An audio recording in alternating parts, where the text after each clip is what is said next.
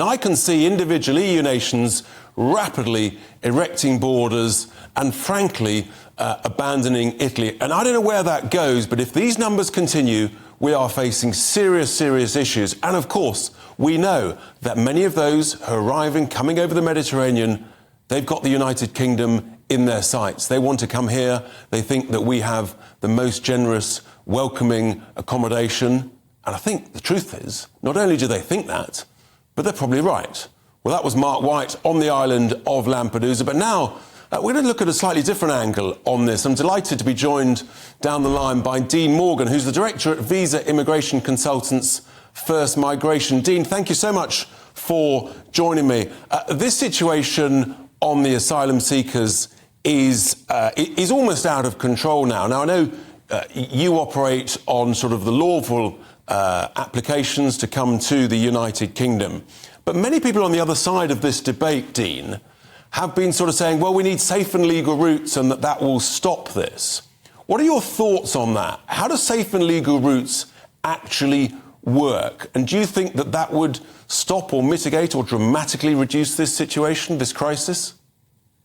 Personally, don't think it would. And good evening, Richard. I mean, the problem that you have is to claim asylum, you need to make your way to the UK lawfully to do so. And when you arrive here, you speak to a border official, you claim asylum. Typically, they'll give you an asylum interview and then they'll notify you how long you can expect to wait a decision.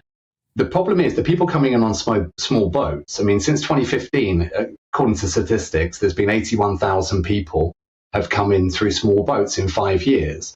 Now, because of the asylum backlog, only 13% of those have received a decision. But here's the shocking thing. 86% of those received humanitarian protection. Now, the problem is that the people that are coming on the boats can't get a visitor visa or a student visa or a skilled worker visa to come here lawfully. The only way they can get here to claim asylum is via boats and going through 15 plus safe, countries to get to their country of preference and choice.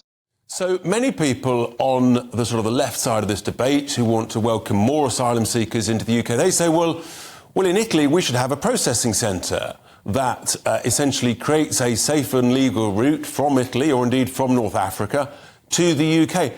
What happens, though, Dean, if that was set up, if people think that's a good thing? I'm far from convinced. But what happens to those who get rejected through that route because actually they're just an economic migrant? They haven't come from a war zone. What do they do?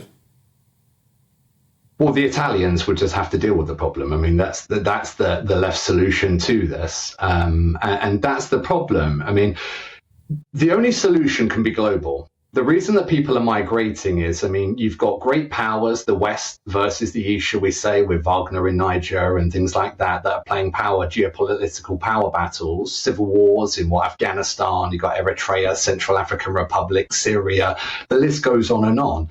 Someone's financing and providing arms to both sides. So, if they didn't, one side would win. So, the destabilization of South America economically, forcing migrants into North America. You see the same pattern with Africa coming into Europe and same with the Middle East as well. So this isn't going to be solved unless it's on a global level. And the problem is we're a tiny island, 70 million people, and everyone wants to live in the bottom corner of it. I don't see how just bringing people to the UK solves any problems or helps. I think that's the point, Dean. And the reality is that if someone gets rejected under this process of safe and legal routes that the other side of this debate think is the answer, I think they're just going to keep on coming. I think they'll just keep on paying the vile people, traffickers and the smugglers. And so we'll still have the boats. And then those people will be saying, well, what next? And eventually, Dean, I think we have to get to my solution, which is you have to pick up and take back, and then you start to deal with the situation, the crisis in Africa and some of those other nations. I totally agree, Richard. Look, the problem is the rules, as it said in the news then, 50 years ago, what's the population of the world right now? And how many people live on under $1 a day?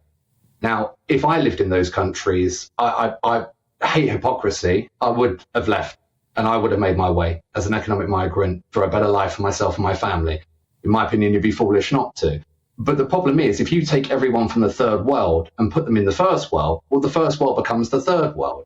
And the other problem that we have is that people that show total disregard for the law, it's not the best foundation to build your new life in the UK.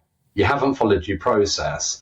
But, you know, it's, again, this being a global problem, it needs a global solution. It's like saying the UK needs to solve the global, the global kind of climate crisis. But if we produce 1% of CO2 and China and India are building coal power stations better than we can build bridges. Dean, you're right. What it needs is some proper leadership, some world-leading leadership. And I think that our Prime Minister should show that. I think we've got to pick up and safely take back. I think we're entitled to do it under the international treaties that I've read. If we do that, then actually we can give that leadership to the EU leaders. I think they need a lot of that. Dean Morgan, thank you so much for joining me here on Farage on GB News. Look, this story is not going away. And until someone has the courage, the leadership, the decisive direction to do that, the situation will get worse and worse, and more will come.